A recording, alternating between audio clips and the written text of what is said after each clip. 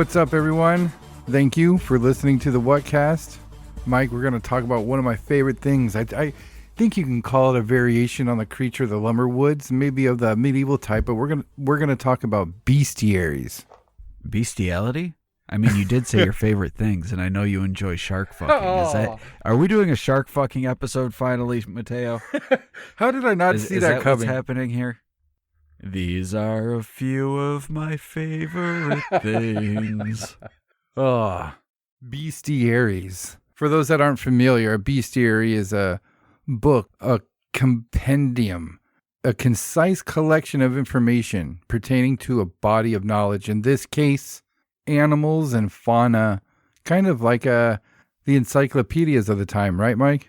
Yeah, in some cases, I guess. Some of the medieval bestiaries are, I would say, probably have more in common with the Dungeons and Dragons monster manual than any real scientific work. Well, see, I'm glad that you said that. That's what I want to talk about. Growing up, my grandpa had some gnarly old bestiary books from the sea life and ocean life, and that depicted some really fantastic creatures. The art style is what I love the most, and there's 3 reasons why I love the bestiaries, and one of the reasons is the artwork. It's just awesome. And the second is the incorrect depiction of animals. It creates a kind of a wonder to know that at some point in time, some people wholly believed that oysters were miniature shelled elephants complete with floppy ears and long trunks. And the third reason is, like you mentioned, this obvious addition of mythical beasts and monsters. Now, doing a little research, most of these bestiaries were written as scientific documents based on research and fact, which leads to the question, were people really actually seeing and living amongst these type of creatures? I know that with the addition of these weird creatures, we kind of assume that these were joke books, but apparently these were supposed to be kind of like research papers. These were supposed to be things that they were seeing. Well, I think in a lot of ways, these things were more based on hearsay and sightings mixed with folklore, mixed with local legends. Back in the Middle Ages, the world was a bigger place. So you could have creatures that lived in the woods. The woods were a much scarier place at that point in time. You still had to fear wolves and things like that, or highwaymen. Get robbed on the way to the next town, walking through the woods. And I think when people disappear, and I think that a lot of this explains the Lumberwoods creatures as well. But I think when you have people that disappear and there's no reasonable explanation, your mind starts to wander. And while your mind is doing the wandering, you start thinking of course you think of the rational things like, oh, they're probably just lost, or maybe they went off trail and hurt themselves. Right. And then the more tragic things, maybe they were attacked by an animal, or maybe they were killed by some lunatic in the woods. And then you start thinking of the fantastic, like, oh my God, I heard that there was a cockatrice that lived in the woods. What if they came across the cockatrice? What if they're a statue in the cockatrice's garden in some hidden place in the woods? Oh God, that'd be terrifying. Or what if they were taken by fairies and taken into the fairy realm and we'll never see them again? There's any number of things, and with the world being a smaller place and having people exchanging stories between cities, like you can or villages, whatever, you kind of get this little urban legend thing going, and then it starts to be, so-and-so's cousin ran into an army of cockatrices, and I heard that they're going to be invading our village, and then it just goes on and on from there. But I think that explains a lot of this stuff. And Also, we are still experiencing weird, unexplained shit in the modern time. So maybe cryptids and things of that nature aren't something that's modern. Maybe these things were spotted, and then and a lot of these cryptids, with the exception of like Bigfoot or the Loch Ness monster, but like a lot of the really cool cryptids, they seem to be like one-off, or people will see it 2 or 3 times, and I think that maybe that could be a thing too. Just these weird one-off creatures that people see, and then because there was one sighting of it, that just kind of sticks in the area, because again, it's not like they've got TV or anything to distract them. So someone has a story of this weird watermelon-headed scrawny thing crawling around on rocks. It's going to spread, and they're going to be like, oh my God, Bob the blacksmith saw the fucking watermelon head. And then all of a sudden people are going to be like, oh, be careful on that crossroads. That's where Watermelon Head lives. Right. See, there's a couple problems I have with that, though. Like, I don't know. Like I said, misidentification is part of it, but only part. I think there's something to what they're reporting in these books. The little gray spiked ball in the ocean with elephant ears and a trunk is clearly something that didn't exist. But the authors of these books named it and labeled it an oyster.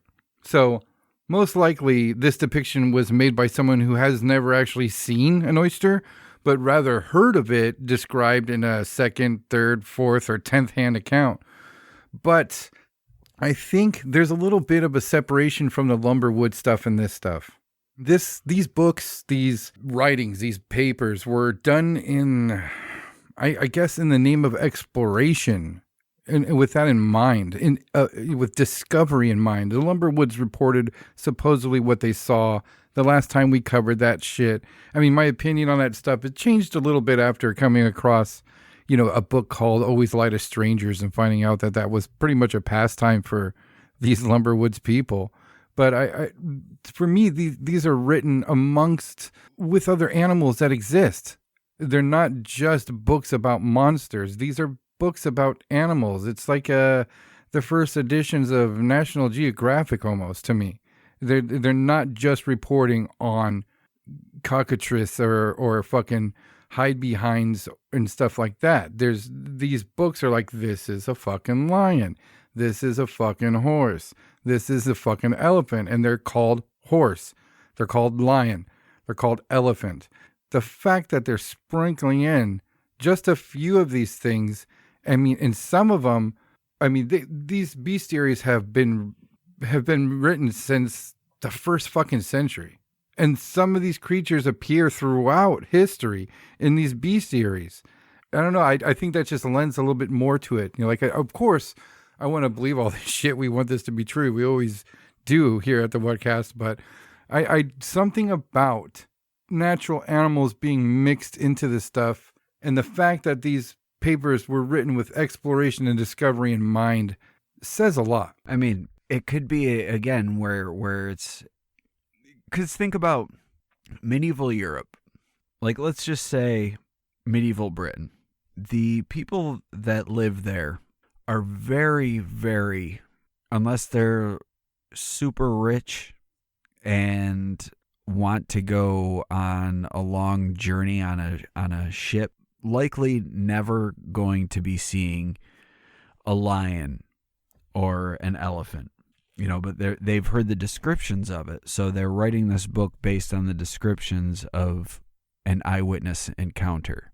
So if we're looking at the world as being a bigger, more mysterious place at that point in time, if you have these local stories of a dragon or a manticore or whatever fabulous beast is around, and you're having these people saying, yeah, this is real, this is living in the area, why would you put any more credit to that than you would a lion or an elephant that you've also never seen but only heard stories and descriptions of? So it's not like there's zoos in medieval Britain where they can see these sort of exotic animals. So they're going just based on the descriptions that others are giving them, that they're getting from sailors or explorers. Which also, I mean, let's be real. There's the whole here be dragons thing. You know, there's an entire. I think there's a book that's called Here Be Dragons that's just entirely about map monsters. You know, those crazy monsters they used to put on the old timey maps.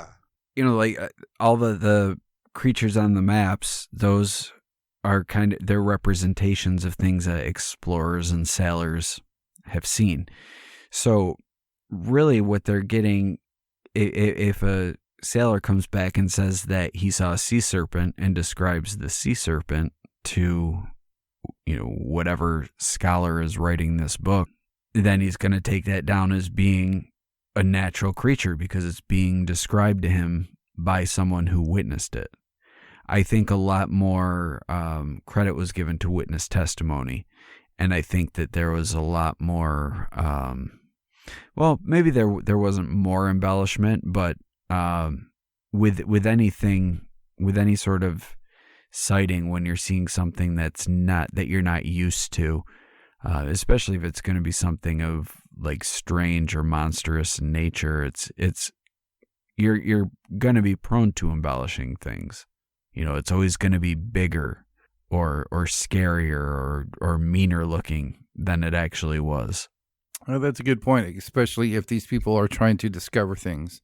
And as, I don't know, I'll bring this point up later.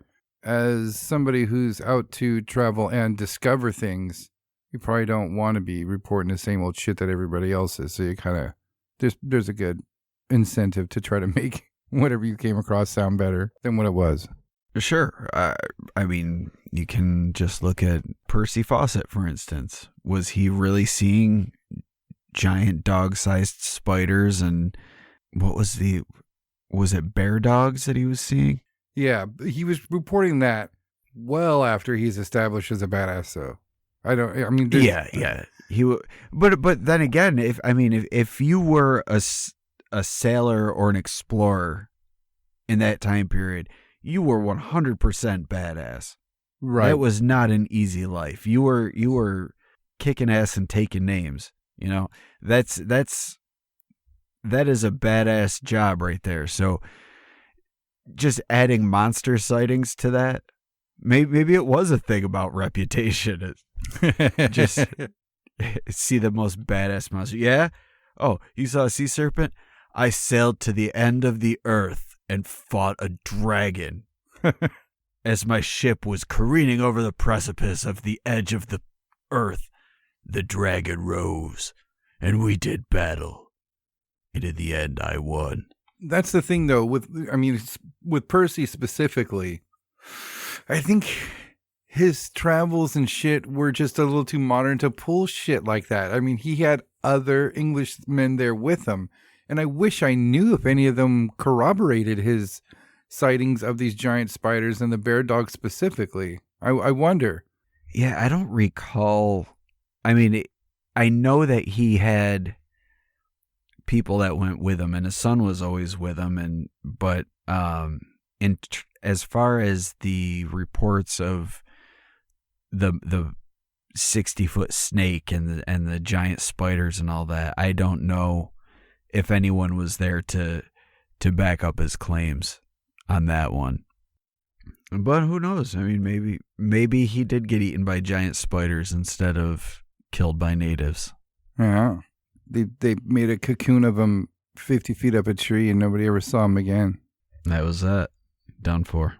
All right, so I'm going to cover a couple interesting creatures that are not normal animals. One is a normal animal, but I just wanted to point out how wrong they were about the description of an animal that was real. But I'm going to cover a few interesting non-normal animals that are found in some of these bestiaries. The first one comes from the Northumberland Bestiary, and it catalogs a creature called the Bonikin. The Bonikin. Yeah. It sounds like a Pokemon. Yeah, they all do, actually. Now that you Do mention they? it. Yes. Medieval Pokemon. That's what this episode Ooh. is. That's oh god. Well, this is one of the creatures that had been written about since the 1st century.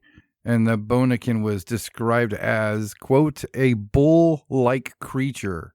And I'll point out bull-like. They don't say bull because they know what a fucking bull is. But it said it had the mane of a horse. And it had horns that were super tightly curled into a circle-like coil on its head.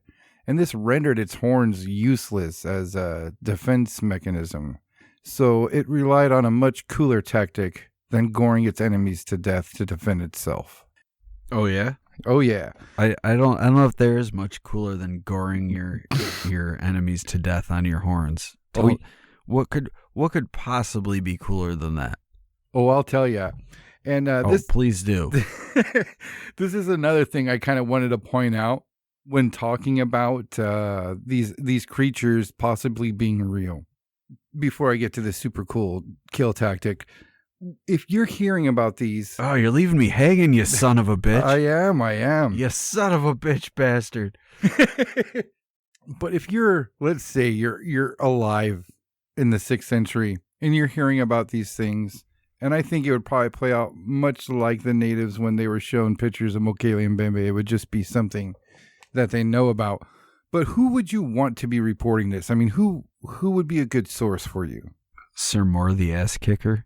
Right? Yeah, more badass people like Percy Fawcett. Okay, so yeah, let's let Pliny the Elder tell you about the Bonikin's super cool self-defense. He says, quote, it runs away while releasing a trail of dung that can cover 3 furlongs. Wait a second. Hold on.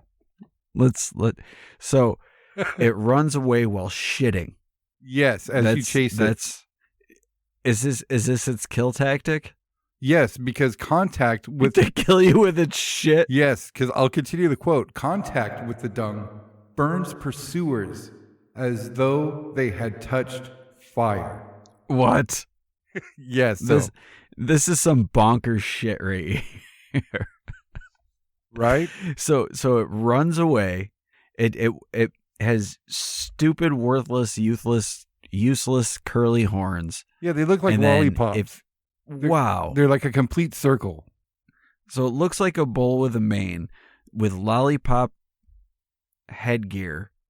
And when you approach it, it runs away and piles steaming shit that if you step in it will burn you alive. Yes, sir. And this animal is mixed in these writings alongside of monkeys and alligators. So monkeys fling shit at you, their own shit, but this one scalds you with burning shit. Yes, sir. And okay. so is Pliny the Elder. I mean, he's considered widely a reliable source. I mean, he was a lawyer, an author, a naturalist, a philosopher, a military commander, a governor. So if we're going to listen to him, I mean, he wrote heavily on the Germanic wars, which helped shape what we know about fucking history itself. Why do you think people turn a blind eye or even shoot down his writings on shit like this, like making a claim about this animal existing? Because again, I think he's writing of it based on the reports of others, not firsthand report, and not like no one caught what's it called? The bone decker? Ooh, that sounds familiar. Is that what it's called? Bonikin. Wow, I was way off. Yeah. Yours was cooler. So he could just be describing something that was described to him. And again, a local legend, and the local legend reaches his ears and he's like, "Oh, in this part of the world there's a Bonikin. And this is what it does. It has explosive diarrhea that is molten." It's like just imagine how you feel after a particularly spicy chili or taco meal. The next morning. you've got molten liquid coming out, and this thing has literal molten liquid. It's basically shitting lava at you. Yeah, it's gonna get you. How about is it though? Because it's running away while shitting. I think if I fall victim to that, I kind of got myself. I think I kind of had that coming. Like you can see the flaming shit right there, right? Why pursue it? Right. You don't have flame retardant costumes in the Middle Ages. What are you gonna do? Well, I mean, they even state that which is another thing, the immense detail of its behavior. They state that it's defenseless, so it's probably used more against predators than people. I mean, it's gonna shit kill all day. Yeah, I suppose if it's being run down by a wolf and it's just like, and I'm just gonna take a dump here, and then you're gonna run right through it, and there you go. Well, another question I have for you about this creature: do you think that when it's doing its poop attack, is it conserving and just letting out little like fart powered blasts, or is it letting loose every time? See, in my mind, I'm picturing it like a dragon, but instead of out of the mouth, it comes out of the ass. See, I see that ever famous hippo footage where it's just like, oh yeah, with the tail. Farting. Yeah, exactly. But it's doing that while it's like lifting the tail. It's just gross. So why isn't it burning itself? Is it its own body is heat resistant? Yeah, everybody likes their own brand. That's a good way to put it. All right, the next one I found super interesting is something called the Hersina. And it's a bird of normal size, but it's described as having literally glowing feathers.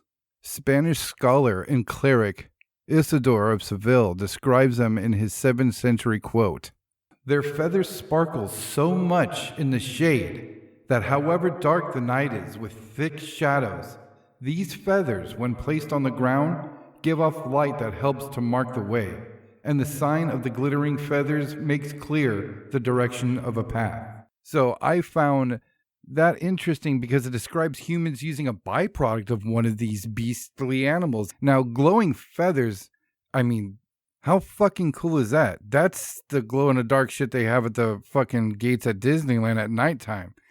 Do you think an animal like that could have existed but was poached into extinction? I suppose that would be a possibility, especially if they were utilizing the glow from the wings. But I don't know. Like, it seems weird to me that there would be bioluminescence in feathers.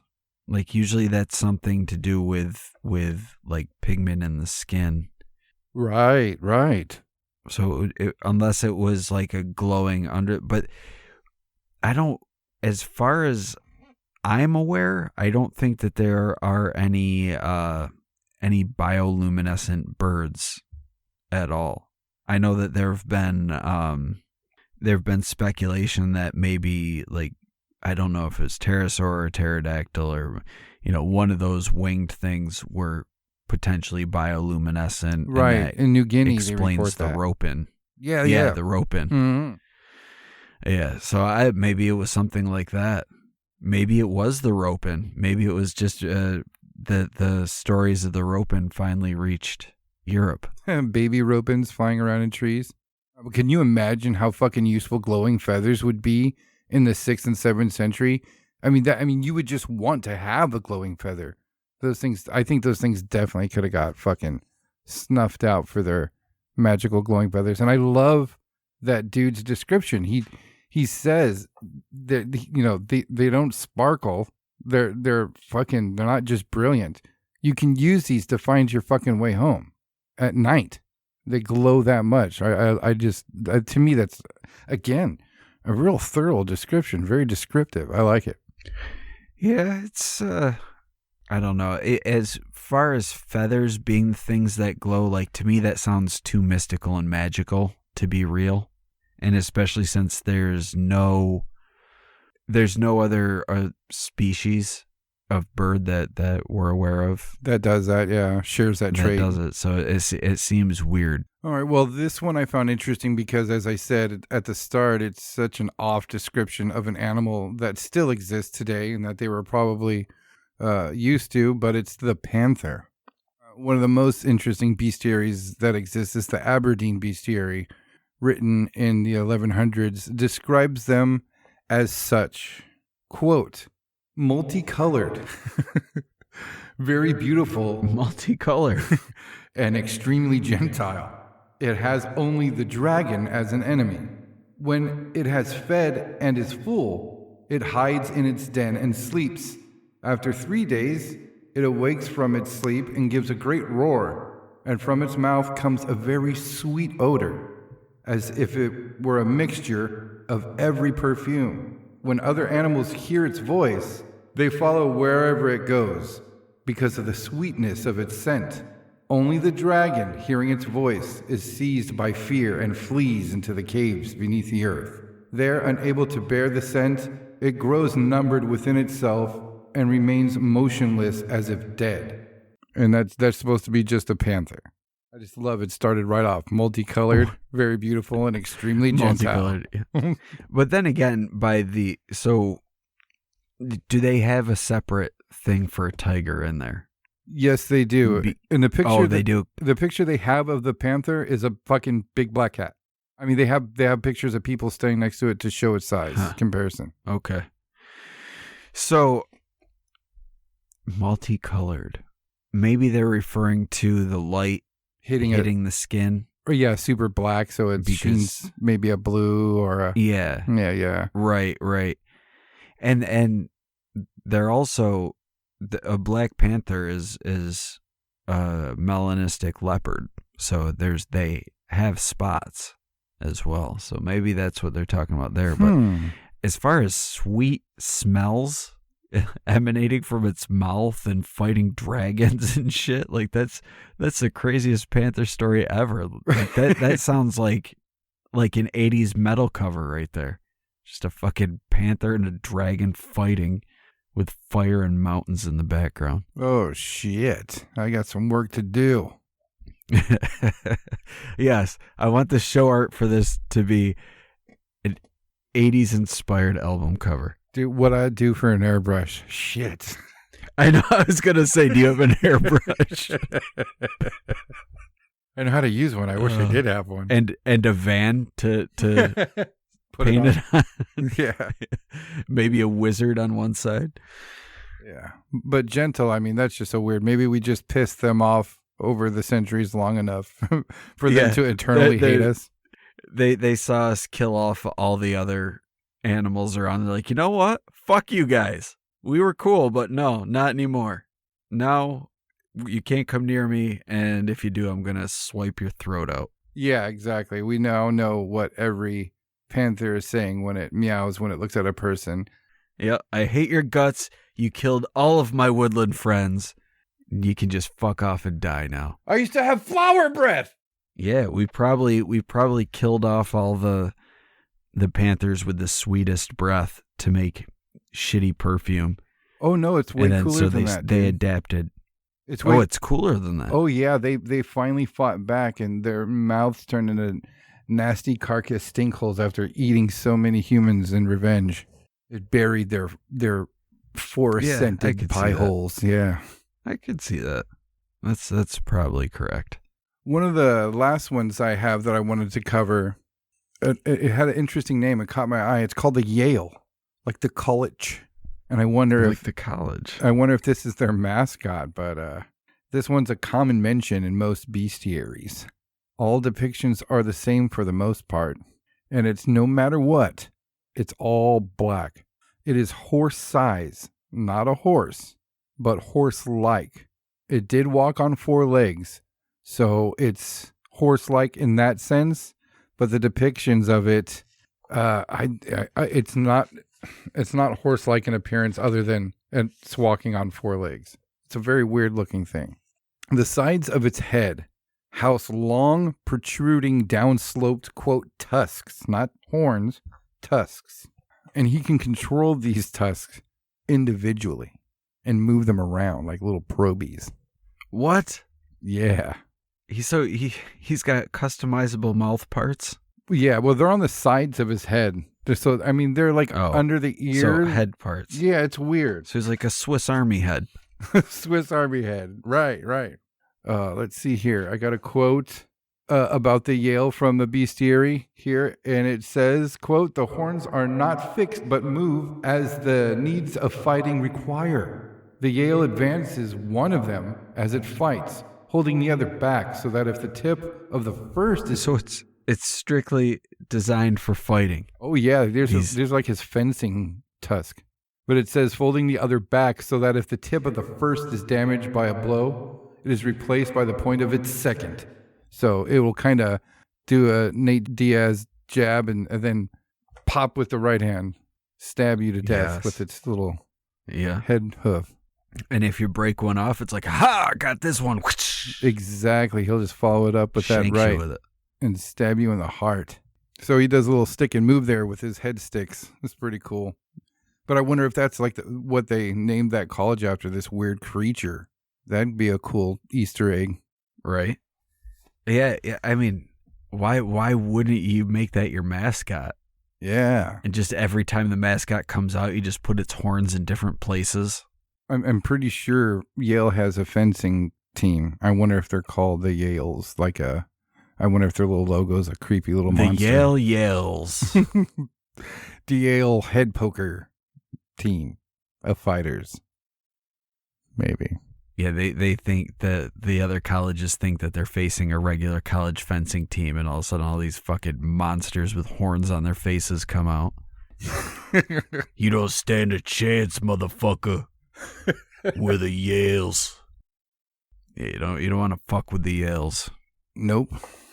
Another one I found interesting was called the Korakata, said to be the byproduct of relations of a lion and a hyena, described by good old Pimbley as being the size of an ass with a horse's head and the back legs of a stag and a mouth that stretched from ear to ear. So another impossible bullshit creature. Yes, but he even adds, as to further the details, quote, "an unbroken ridge of bone in each jaw forming a continuous tooth without any gum." So what is its mouth is just like bone plate that holds its teeth? Yeah, like what's that? The Leeds, is that it? The Leeds whale? The dinosaur whale fish that has like the two bone plates, the two front huge plates as teeth, kind of. Yeah. That's what I'm imagining. Yeah, I can't remember what that's called, but I know exactly what you're talking about. Yeah. Its mouth looks like one of the Mousers from Ninja Turtles. Yeah. Another one that I found that's common that I just find superbly disturbing is the Manticore, bro. In my notes I have here written, the Manticore is gross. So the Manticore has been coming up a lot lately in my life. So I'm very happy that you're bringing this up. Oh, wow. I've been thinking about, it's been a while since we played D&D. And so I've been thinking about different adventures and what we, different things we could do. And the setting where we left you guys, when for you guys listening that weren't aware, we did a few episodes on our Patreon channel where we were playing Dungeons and Dragons, and it's been a while since we played it, but their characters are in this desert location, and I was thinking of having them fight some manticores. I don't know if you were going to get to this or not, but one of the coolest things that I think about the legends surrounding the manticores was that elephants were immune to their venom, so people would have to train elephants to go hunt the manticores. Oh, wow. That's crazy. Yeah, apparently the elephant was the only animal that was immune to the venom of the manticore. Just the human face fucking really freaks me out, dude. It really. With shark teeth. Yeah, have you ever seen a movie called Mirror Mask? I'm sure I've asked you that a million times. And it's been so long since I've seen that, but yeah, I did. I watched that back in the day. Yeah, that's one of my favorite movies of all time. And that the cat that asks them the riddle, it's a cat that has a mask of a person's face, so it talks like a complete normal person. And it even says, like, if you get my riddle wrong, I'm gonna eat you, your bones and all. It's like, I'm a monster. I will fucking devour your body. Yeah, the Manticores are. I mean, for one, it's got a lion's body with a scorpion tail, but then you throw the human face on it with shark's teeth, and fucking, in some instances, they've got wings. Just all around, fuck you, Manticore. I'm sure you're an asshole, because based on everything else that I'm seeing about you, you just look like you'd be an asshole dick monster. So is that one that I can just kill Manticore on sight without repercussions? Yeah, the Manticore. I think it's safe to say that you can bludgeon it with whatever heavy item you can find. Because if you don't, it's going to impale you with its scorpion tail and then eat you with its human face. Ugh, God. Ugh. All right, another one that I found. This is the last one that I found that I wanted to talk about, and I'd never heard of this one. It's called the Monosaurus. Have you heard of dinosaur? Yeah, it's the name is, but it's by the way it looks, it's the unicorn's monstrous, pissed off cousin, according to a 13th century bestiary from England. The quote on this thing says, "The Monosaurus is a monster with a horrible bray. It has the body of a horse, the feet of an elephant, and the tail like that of a stag. A horn of an extraordinary splendor projects from the middle of its forehead, 4 feet in length, and so sharp that anything it strikes is easily pierced by the blow. It is never taken into the power of human beings while it lives. It can be killed, but never captured alive." That sounds like a straight up monster. That's like a miniature kaiju type sounding thing. Yeah. Does it say how it can be killed, or just that it can be killed? Like it's not immortal. That it just can be killed. It can probably be hunted down like any other animal if you want to take the risk. But you will never take it alive. Yeah, you're not putting a settle on that fucking thing ever. Damn. Have you ever seen The Host? Oh, yeah. I wonder if it's something like that. Just this, yeah. Like wagon-sized monster rampaging around. Right? Can you imagine with a 4-foot protruding sword horn? Like if it goes into a small wooden hut village, that just impales the shit out of you. Yeah, it's gonna smash everything. While it wags its head around, that thing's gonna decimate entire villages. Yeah, that thing is fucking awesome. I wanna ride it and then get impaled. I got a video that I got some information on that's already in the show notes playlist on our YouTube channel. And there's a real cool article on what I want to talk about next and close the show with. This is something that I hadn't heard of and I found pretty interesting. Have you heard of the Griffin's Claw of St. Schubert? I do not believe that I have. St. Schubert was a hermit and bishop of Lindisfarne, North England. I know I said that wrong. I'm sorry. Lindisfarne? An inventory of his shrine in 1383 lists 2 griffin's claws and 2 griffin's eggs. Now, do you think people would be quick to throw offerings to a fucking saint that are just bullshit? Maybe they were like a family heirloom or something that they were told were griffin's eggs. Yeah. Like, it could have been like dinosaur eggs, really. Right.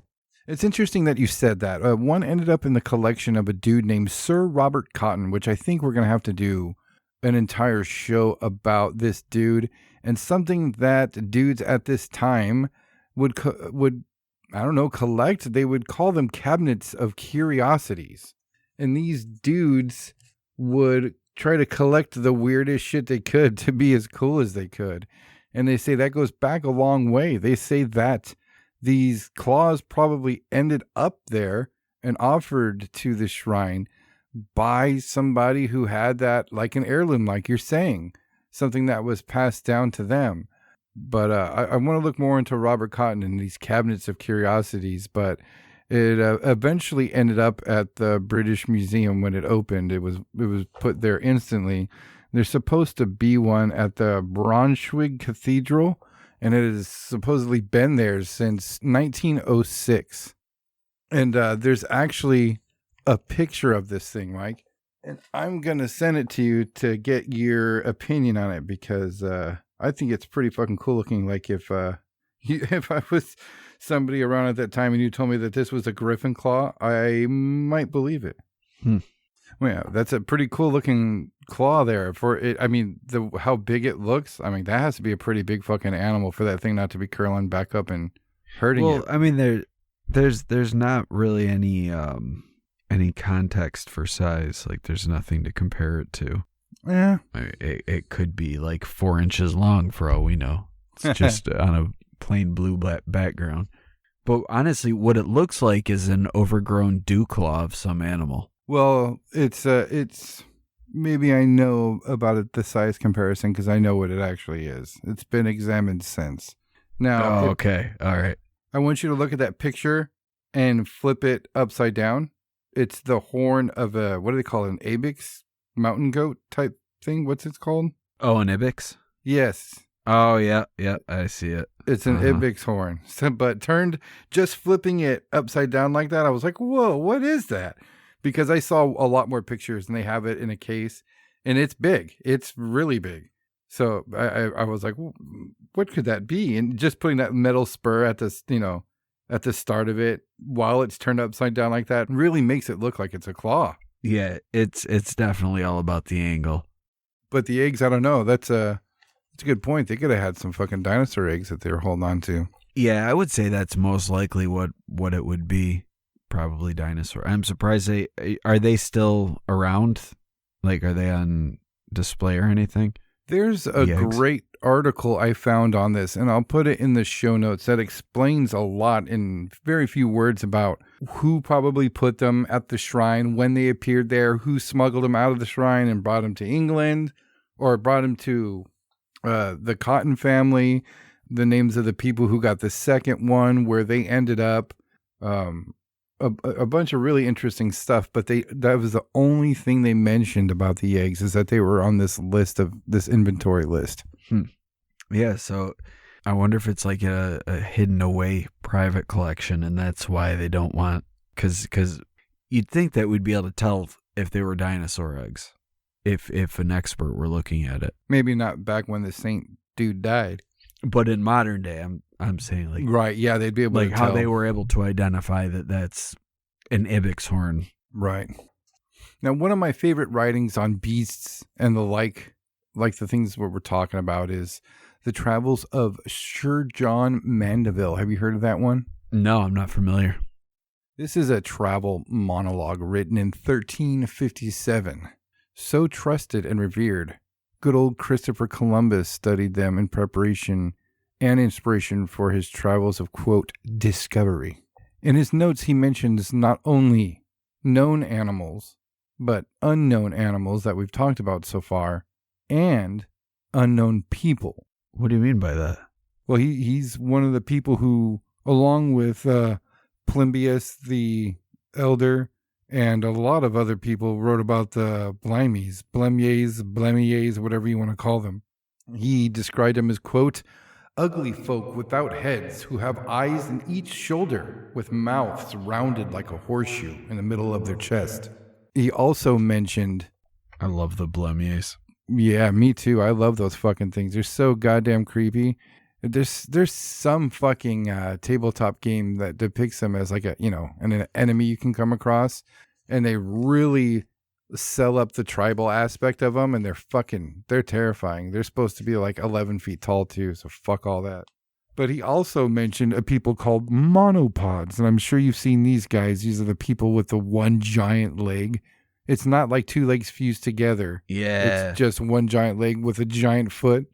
Yep. He writes about how they lay on their back and hold their foot up to act as like a shade, an umbrella for when they get too hot. He also mentions a people called the Panoi, who had long flapping ears that hung all the way down to their feet. And he has drawings, depictions of all these things, all these other people. He talks about the dog-headed man, and they talked about, I believe, what you mentioned about the Saint Christopher. They talked about this video that I watched, talked about it was a mistranslation. He was a Canaanite, and I guess in German translation, they said Canine instead of Saint Christopher from Canine or whatever. So they just started depicting him with the dog's head. But he also talks about the dog-headed people and how they were an actual existing group of people. And with the Blemiers, I mean, we've talked about them many times, and Shakespeare talks about them, and they've been written since people have been writing. Is your opinion on those things actually existing at some point in time changed at all? No, they are 100% creatures of myth and fantasy. You'll not convince me otherwise. For me, again, Plinitor wrote about the Blemiers as well, way earlier than Sir John did. Wouldn't that be? But Planaldo has already written about two things that we know for a fact are Bogus Town, USA. So we can include this one on there too. Are you calling the fire shitter bogus? I 100% I'm calling fire shitter bogus. Blasphemy. Yeah. So Plinapalooza is, he's just striking out here. See, I don't know. For him being so revered, I don't know why he would all of a sudden write about bullshit. I mean, I read a quote about how, he died trying to rescue people when, oh my God, why am I forgetting the name? Pompeii exploded and went off.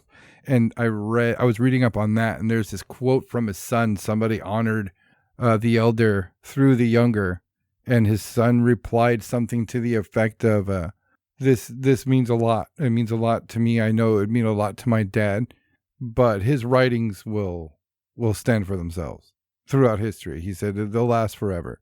And he even mentions like the truth and the research that went into what he wrote, will stand for itself. So I don't, as somebody who's getting shit said like that about him is writing about fire shitting donkeys. Well, again, though, it's a matter of him writing about things that are being described to him, things that are thought to be real. The world was a much smaller place, so outside of your local area, everything else is hearsay. So you get these people that are traveling and exploring all over the place, reporting these things. And who are you to fucking question them? You're just some dude writing books at home. These guys are out there living it. Do you think that two people reporting seeing the same thing is a little bit of confirmation? Or, I doubt travelers with discovery in mind, like I said, didn't want to go out, risk life and limb only to come back and report the same shit somebody else did. Yeah, but I think a lot of this takes on like a sort of Lumberwoods type thing where it's a lot of it is, I think, sharing tales. And if you're going to different places, you might pick up some of their folklore. And then you start repeating the folklore as though these are creatures that really exist. And then it gets back to the homeland. It's like, oh my God, I heard that you were in a place where these people with a singular giant foot and leg live. And he's like, oh yeah, that shit was crazy, man. Their foot's so big they can use it as a sun umbrella. Yeah, who knows? I don't. The Lumberwoods is completely separate from Bestiaries for me, just because, like I said, they're supposed to be, quote, scientific documentations based on compilement of evidence and research. They're supposed to be taken serious at the time. So maybe at a time these animals existed, but the Lumberwood stuff to me is just tall tales. I wish more than anything that the Lumberwoods creatures were real and they all come back. Like just all of a sudden there's massive earthquakes in like the Rocky Mountains and there's just rock sliders attacking everything. That'd be fucking fantastic. Oh my God, that'd be amazing. Yeah, and that's just rock sliders. That's just one part. There's actually a clip on Instagram of a hide behind that I put up. I don't know if you got to see it, but it was a black upright creature, not Bigfoot like at all. The hair was longer and straight. That was kind of peeking behind a tree, and the people who were recording it were in a car, and they didn't want to have nothing to do with it. But there'll always be weird reports. Bunch of Nancy's. Yeah, they got good footage of it, but there'll always be stuff like that. But just for me, man, when it comes to the credibility of authors and people writing about this, like I said, with Pilnatoris there, some people consider him a grandfather of history. We talk about him today because of what he wrote and what he accomplished and what he meant to history and what he reported. But it seems naive to sit there and call somebody, a master of history and take his writings into account thousands of years, hundreds and thousands of millions and trillions of years later, and then just ignore the fact that he talked about a mule that shit fire. You really want the shit mule to be real, don't you? I have something in kin with the shit mule. I too have shot many a brimstone out of my demon hole. Thank you for listening to the Whatcast. You can find us on Twitter, Instagram, Facebook, iTunes, and YouTube. Enjoy the podcast. Get yourself a Whatcast t-shirt or a sticker pack. Who was that dude on that one episode? Try the links in Homie's page. All this and more can be found at www.thewhatcasters.com. Thanks again for listening and have a great week.